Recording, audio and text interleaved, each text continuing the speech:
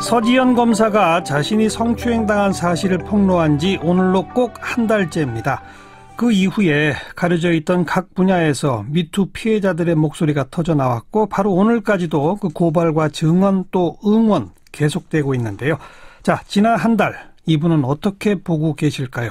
성폭력 상담소의 김혜정 부소장을 연결합니다. 부소장님 안녕하세요. 예, 안녕하세요. 지난 한 달을 어떻게 보고 계십니까? 네, 그동안 많은 피해자들이 이야기해왔지만 아직은 안 알려졌던 것들이 굉장히 많은 양적으로 그리고 또 질적으로 등장을 해서요. 이제까지와는 더 없는 전 국민의 교육과 또 다시 돌아보기 이런 시대가 열렸다고 생각이 듭니다. 네, 이렇게 구분해 볼 수 있을 것 같아요. 이 정도인 줄 몰랐다라는 반응과 터질 것이 드디어 터졌다라는 반응. 우리 김혜정 부소장은 어느 쪽이십니까? 네, 저도 후자에 가까운 것 같아요. 저는 성폭력 상담소에 있다 보니까요. 많은 유명인들 그리고 사회 지도층 그리고 권력층에 있는 사람들, 문화예술계 인사들 저희 상담소에서는 많이 접수되고 있었고 또 상담하고 있었고 그래서 이제 터질 것이 터졌구나. 이제는 피해자들이 힘을 가지고 말할 수 있는 공개될 수 있는 그런 때가 왔구나 하는 생각이 많이 듭니다. 아니 지금 그 말씀은 특정 분야에서 어떤 업적을 이룬 명망가들을 한편에서 보면 아예 저런 분이 그럴 리가라고 생각할 수 있지만 성폭력 상담소는 그런 분들이 저지른 성폭력의 사례들을 그동안 쭉 알고 있었다?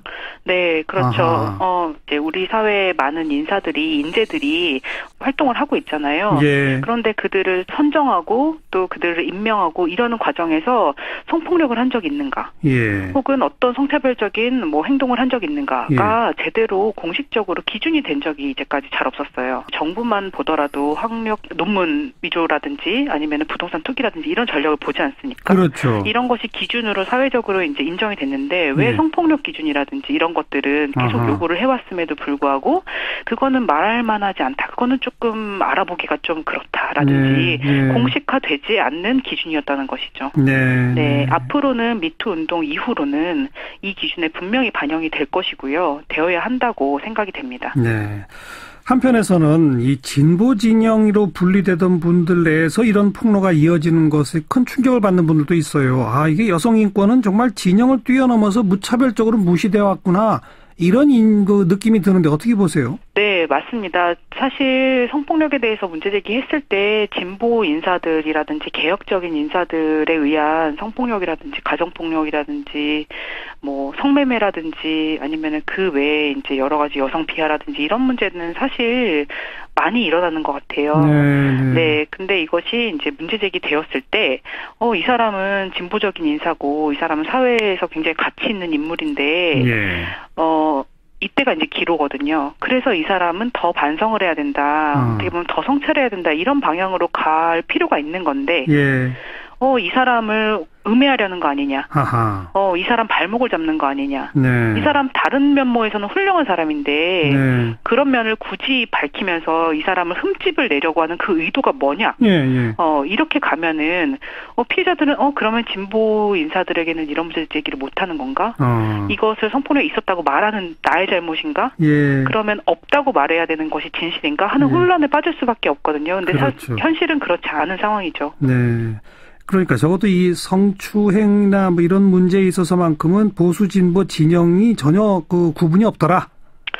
네, 이제까지 진보 안에서는 많은 말하기가 있어 왔어요. 그리고 자체적으로 그 성폭력 문제를 해결하기 위한 규정들, 그리고 처리 절차들을 채택한 집단들도 굉장히 많습니다. 그래서 이런 그 개선을 위한 노력들이 진보 사회에 많이 있었다는 것은 저는 굉장히 고무적인 일이라고 생각해요.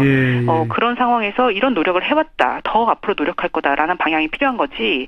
지금 진보 진영 안에서 이런 문제를 제기하는 것은 뭔가 의도가 있는 거다라고 하는 거는 이제까지 해왔던 노력보다 도 못한 퇴행이 되지 않을까 하는 그런 생각이 듭니다. 그 김어준 씨가 미투 운동이 문재인 정부와 진보적 인사들에 대한 공작으로 흐를 수 있다라고 하는 식의 논리, 이건 정말 어떻게 보세요? 네, 어떤 정치 공학이 한국 사회에서 그런 흐름이 있다라는 것을 분석하는 일이 그분의 이제 주로 하시는 일인 것 같아서 그런 어떤 분석이나 흐름에 대해서 볼 수는 있겠죠.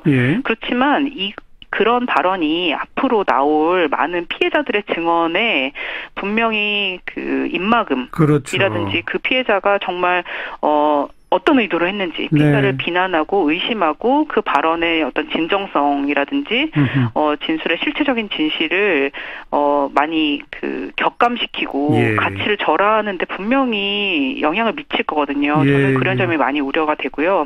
이제까지도 진보 진영 안에서 사건이 있었을 때 그런 식으로 처리가 제대로 안 된 그런 경험들이 많기 때문에 저는 분명히 그런 우려되는 상황이 펼쳐질 수 있다는 생각이 듭니다. 알겠습니다.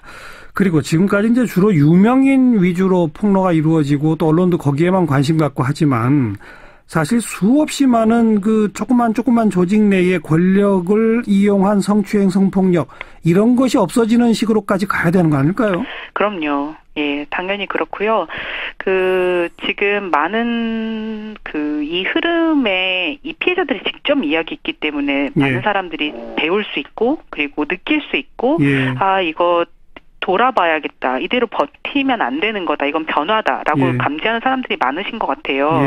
그래서 언론에 날 만한 그런 위치에 있는 사람은 아니라고 본인이 생각할 수 있지만 내가 고발되는 거 아닌가? 내 사건이 드러나는 거 아닌가?라고 하는 그런 놀라움으로 자기를 돌아보는 사람들이 있다고 많이 저는 알고 있습니다. 네, 그래서 많은 조직들에 대해서 이것을 본인의 문제다. 그리고 이 흐름은 계속 이어질 거다. 그리고 이 미투 운동의 이 힘은 작은 조직들에서도 분명 영향을 미칠 거거든요. 네, 그래서 우리는 피해갈 수 있다라고 하는 것은 제대로 된 판단이 아닌 것 같습니다. 네.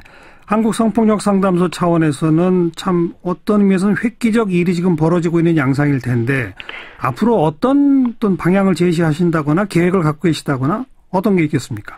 네, 지금까지는 성폭력에 대한 대책이 저희 같은 전문 상담소들 그리고 여성가족부 같은 이제 여성 관련된 일을 다룬다는 정부 부처 그리고 피해자와 이제 일부 피해자를 돕는 사람들 이렇게 약간 전문가들 그룹 위주로 이 성폭력 지원하는 방식이라든지 제도 정책 이런 것들이 이제 훈련되고 이렇게 왔지만은요.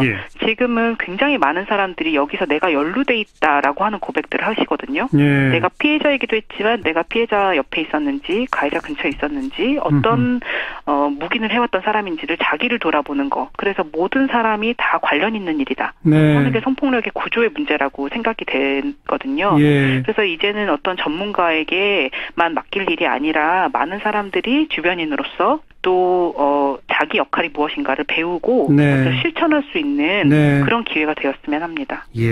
자기가 존재하는 그 사회 현장에서 나는 어떤 위치에 있는가, 나는 그동안 뭘 해왔는가 모두가 돌아봅시다 이 말씀이군요. 네, 그렇게 이미 많이 하고 계신 것 같습니다. 네, 여기까지 말씀 듣고 고맙습니다. 네. 성폭력 상담소 김혜